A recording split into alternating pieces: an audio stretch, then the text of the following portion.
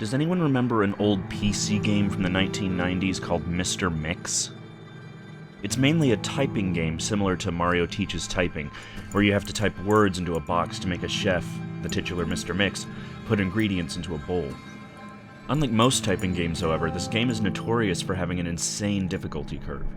The game has a words per minute requirement for each level, being as low as 10 on level 1 and as high as 85 on the third. By level 5, the requirement reaches over 500, effectively making it impossible to proceed any further. One of the main things that people noticed about this game immediately was the background music.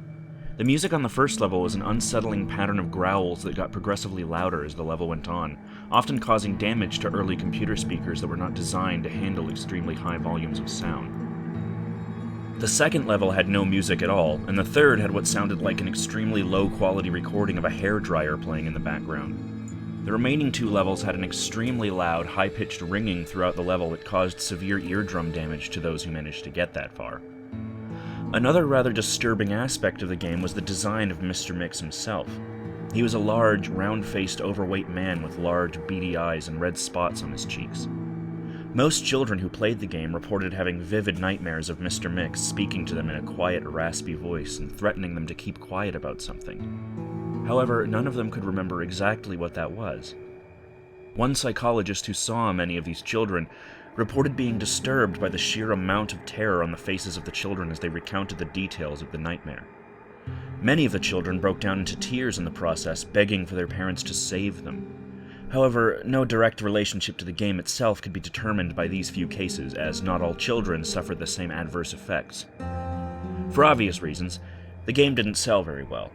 It remained in relative obscurity until a few years ago when PC hackers got hold of a ROM of the game and started digging through it. Using memory hacking software, they managed to crack the game's code and bypass the impossible fifth level.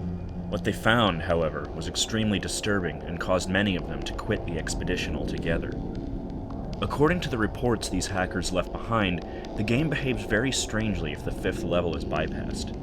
The game crashes violently and closes, writing a bunch of files to the user's System32 directory to the point where the RAM is almost completely filled.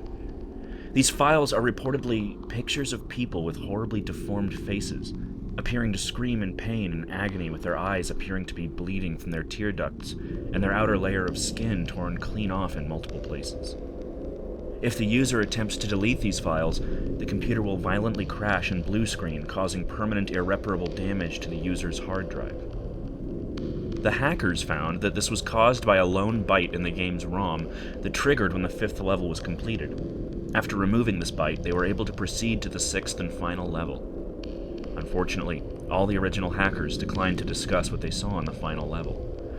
All of them became extremely paranoid and reclusive, refusing to talk about anything related to the game and showing astonishingly extreme symptoms of post-traumatic stress disorder. Most of them ceased to be able to form coherent sentences within a week, and within a month, all of them went missing. All remaining copies of the game were destroyed. To this day, no one knows what was in that game that caused them so much psychological damage. Maybe it's better that way. 2 years after this incident, a man was arrested after trying to kidnap an 8-year-old girl from a grocery store. Through DNA and fingerprint analysis, the man was identified as one of the original hackers who viewed the final level of the game. He was wearing a white chef's hat and had a look of unspeakable malice and insanity on his face. When interrogated, the man would only say one thing: "I'm Mr. Mix."